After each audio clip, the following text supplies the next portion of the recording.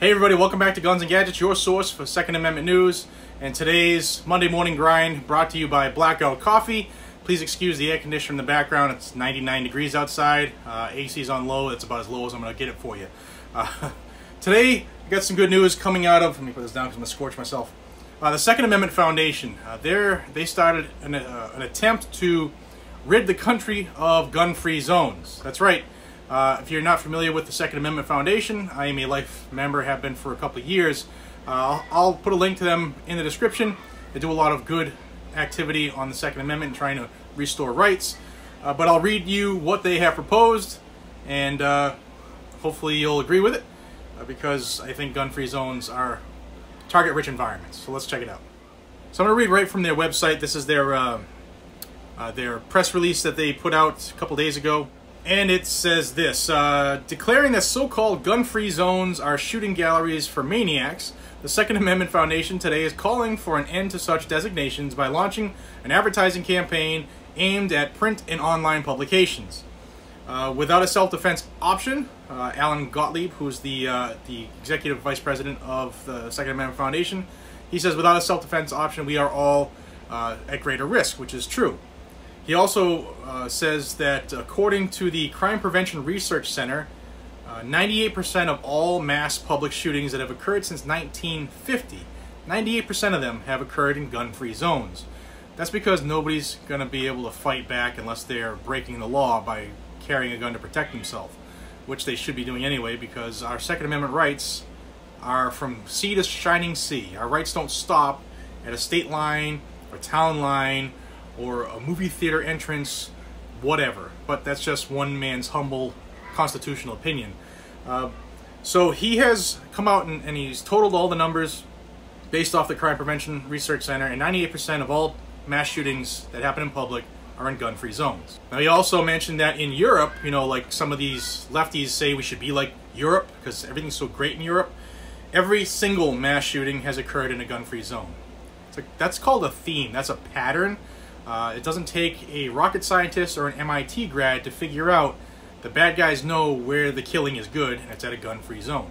He's noted that in every case, whether it's a school, a shopping mall, a movie theater, churches, etc., the gun-free zone designation has never prevented a tragedy, ever.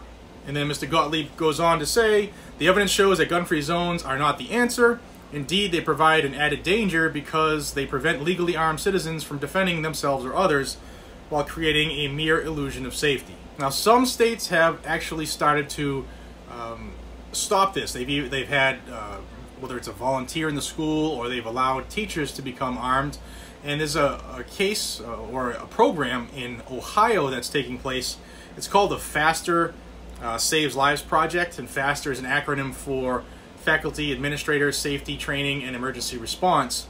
And it's a 3-day course that actually exceeds the Ohio requirements for the training academy, I guess, for police officers. And while the program says it's not intended to replace police or emergency responders, it does allow volunteer school staffers to be first responders in emergencies.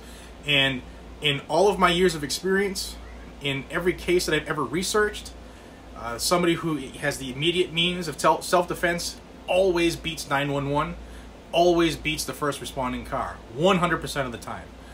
That's why you should think about protecting yourself, your children, your wife, your husband, whatever, because I can respond to save my life faster than the local police department can get to where I am. There's just no denying that. So a little good news from the Second Amendment Foundation. I'll have a link in the description for them. You can check them out if you're not a member. Check into it. They fight stuff on the federal level, and they do a lot of good as well. Also, don't forget, link below is for Blackout Coffee, who sponsors the Monday Morning Grind here on Guns and Gadgets. This coupon will save you money each and every single day that you buy something from Blackout Coffee. And don't forget, they are an American company in America. They send coffee overseas to our troops, and they support Guns and Gadgets. I mean, that's the best 4 things you could possibly think of. So buy some coffee from them, support this channel, support the troops. Nothing better than that. Ladies and gentlemen, we are so close to that 100,000 mark. It should be, I'm salivating, over 99,000. Don't forget what I said we were doing. We're doing a free giveaway, and there's going to be a big announcement on that in the very, very near future, thanks to my friends at Continental Firearms who have stepped up huge. It's huge! to fill a void that was left the closer we got to this 100,000 milestone. So thank you to my friends at Continental Firearms. They're going to be stepping in and taking care of the channel and providing that giveaway item for you, for one of you. Until we see each other again, this is JR from Guns and Gadgets. If you haven't already, subscribe to the channel below. Hit that icon next to it. That little bell is supposed to tell you when I put new stuff out, if YouTube decides to that day. But nevertheless, please subscribe and forward this information. The thumbs up helps the channel as well. Until we see each other again, this is JR from Guns and Gadgets. Be safe, stay vigilant, carry a weapon, and don't forget Blackout Coffee. Take care, everybody. Oh, Guns and Gadgets, new coffee mug. Store links are below. Take care, everybody.